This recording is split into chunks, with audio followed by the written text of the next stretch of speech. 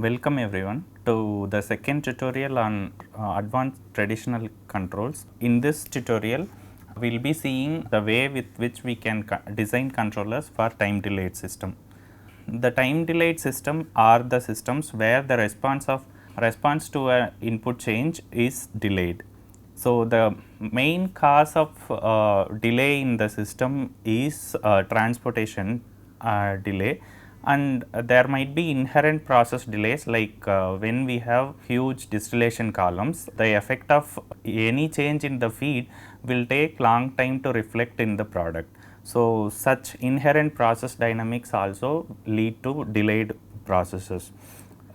General structure of the delayed system is as given in here. So, the e power minus tau ds denotes the time delay of the system. The numerator by denominator is regular process model, which is G of S. The controller can be designed in two different ways. One is approximating e power minus tau ds and direct synthesis, and the other way is to use Smith predictor method.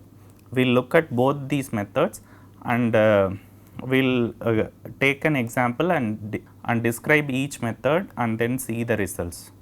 So, approximating e power minus tau ds can be done using two different ways. One is directly to use the Taylor series expansion, and the other is to use Pardes approximation.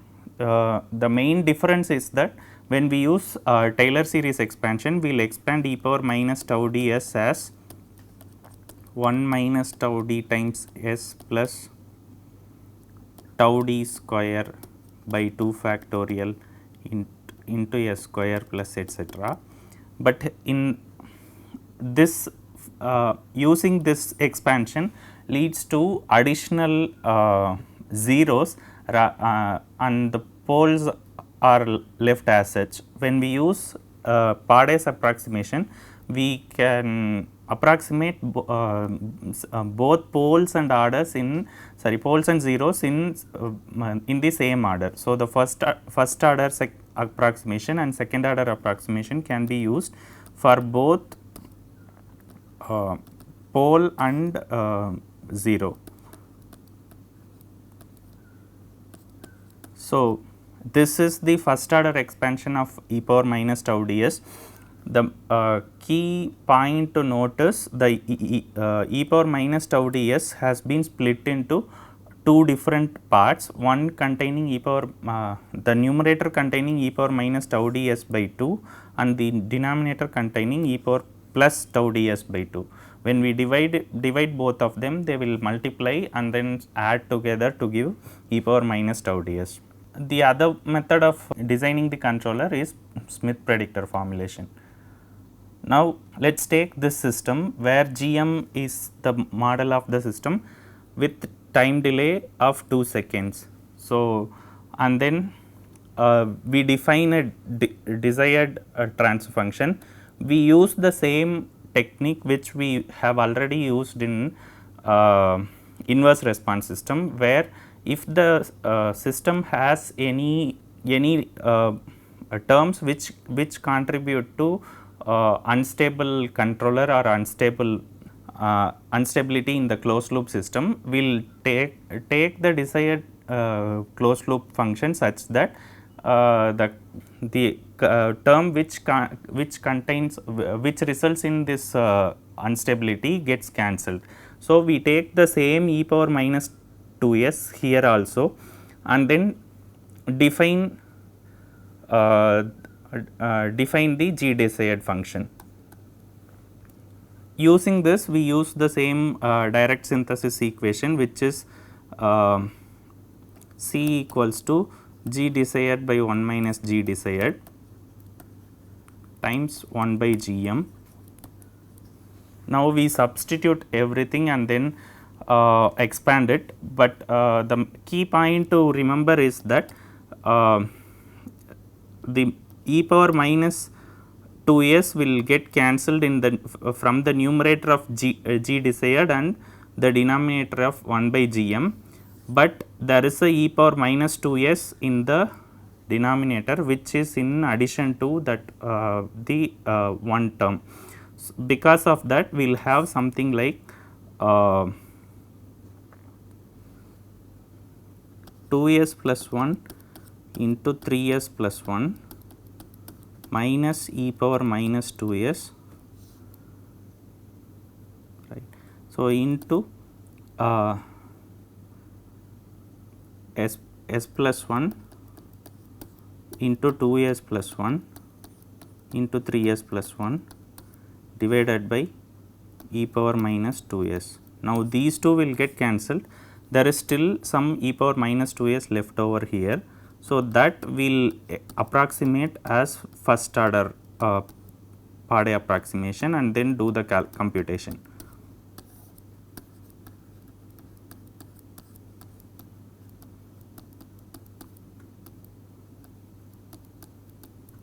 So, e power minus 2s is 1 minus s divided by 1 plus s.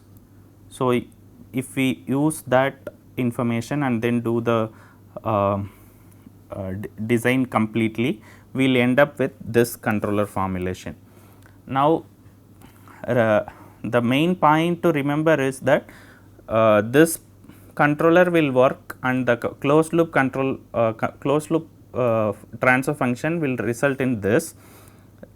This dictates the performance of the controller. So, when we look at this g desired, we have e power minus 2s divided by 6s square plus 5s plus 1.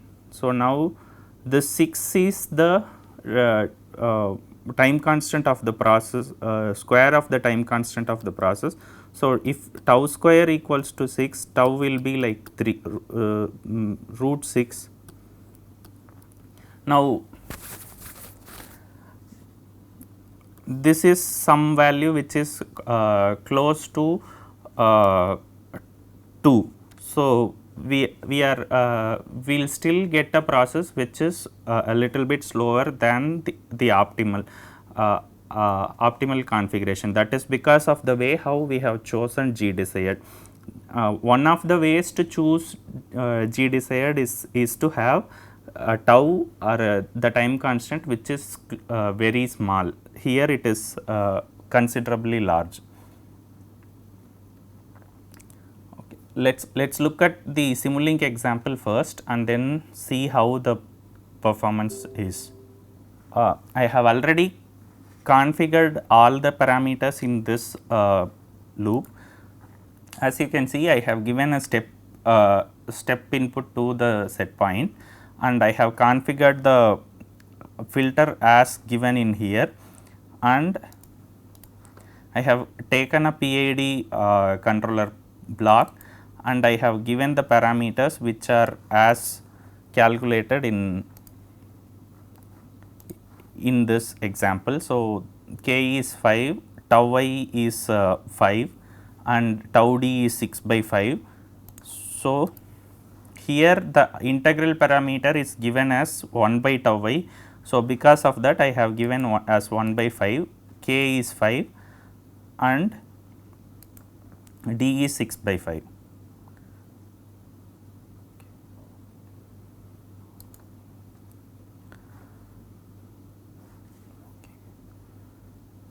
Now, notice that p is not multiplying every element in this PID. So, because of that there is no need for this 1 by 5 here. So, we will take p to be 5, I to be 1 and d to be 6. If we this is where the total number of simulation time is given. Now, it is going to run for 100 seconds.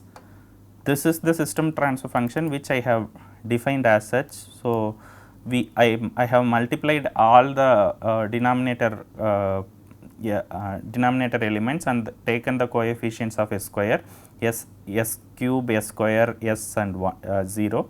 So, correspondingly I have given the coefficients. The way with which we can simulate time delay in Simulink is using the delay block in the library browser. I will just show how you can search for each blocks. So, you can just type delay, and here you can see all blocks which are available which contain the term delay. So, the main thing which we are interested in is either this transport delay or this delay. This delay uses this delay is used in discrete time domain. Since we are working in continuous domain, so we will use this transportation delay. Now, this defines how the time delay constant, and we have e power minus 2s there. Because of that, I have given 2 as time delay. Let us run this and then see how the output works. We can see the output as a graph from this scope if you double click it. So, as you can see, there is initially some time delay, but the process was able to reach the steady state. Now, if there are there is no control, how will the open loop transfer function look like? So, that we can check by changing the connections here.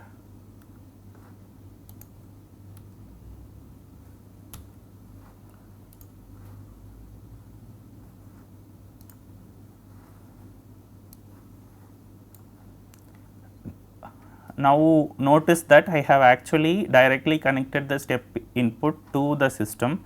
So, essentially we are stepping the input, not the set point in this simulation. Let us run the simulation and see how the output works. So, this is the output response. So, as you can see, there is a considerable delay initially, and we can see that the process is taking at least like 12 seconds to reach the tau, which is the time constant of the process. If we were to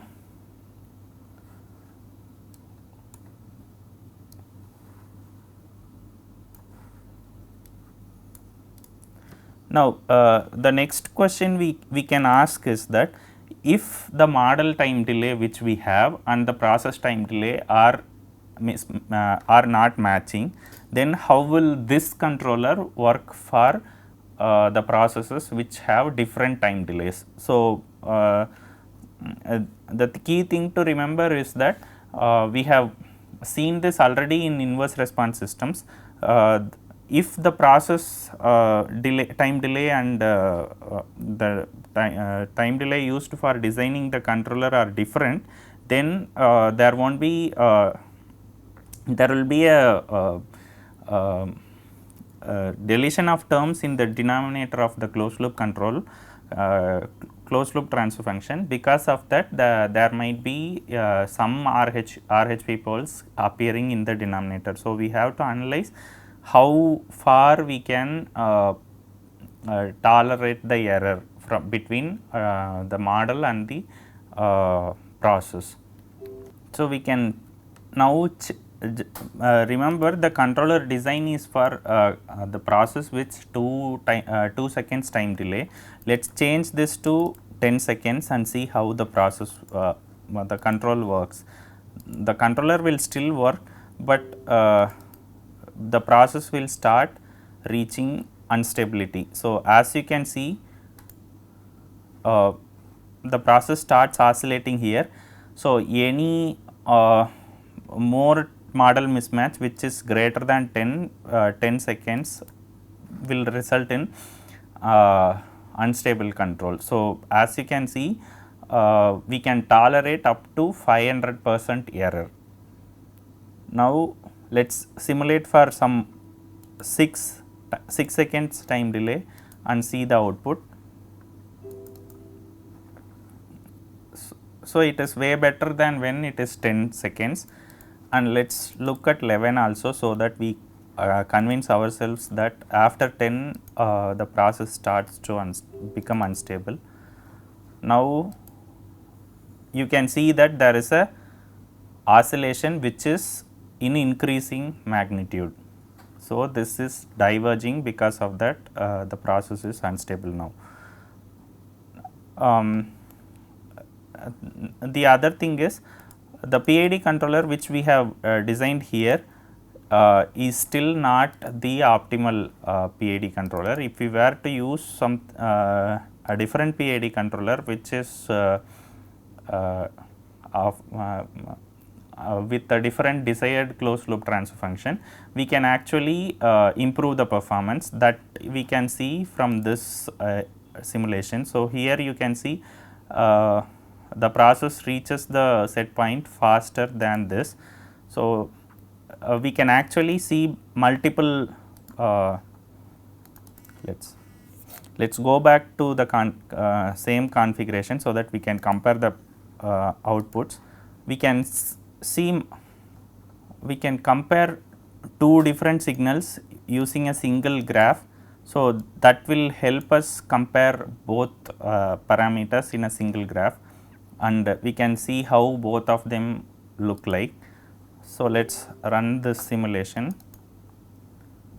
So, the y-act is the controller without optimization. So, y which we see here is optimized.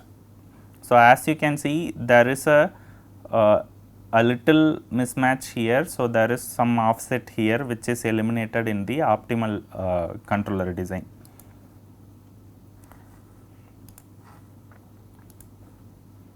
Now, let us go to the next topic, which is Smith predictor method. So, in this method we use a particular particular G desired and particular controller configuration, and compute the input by rearranging the closed loop transfer function. So, we have if we assume the model of the function is k into that is first order with time delay tau d, and G desired is also first order with time delay tau d, then US can be computed as this following equation.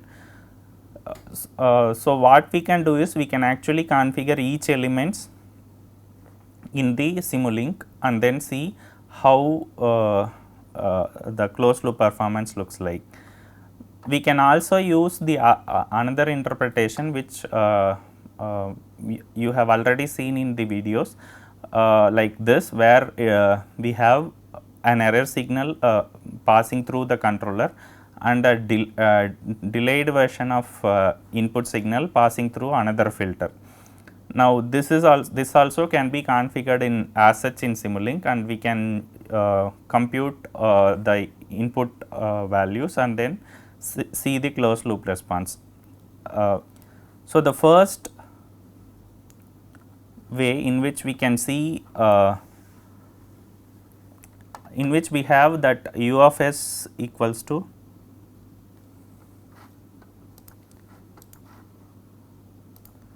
now this method is what I have used in the Simulink tutorial.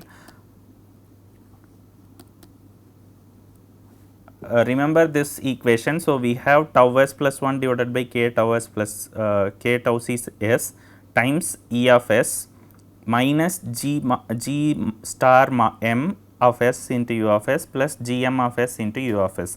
Now, g m of s is the model transfer function, and g m star of s is the transfer function without delay.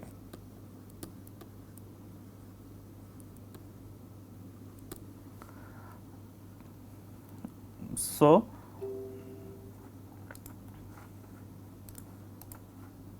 here you can see the original system transfer function is 3s cube plus 10s square plus 6s plus 1. I have assumed the model to be 1 by 3s plus 1, and the delays I have configured as 2 seconds here and 2 seconds here also. So, there is one term without delay which is getting subtracted here, as we can see here also. So, there is a subtraction and transfer function without delay times u of s.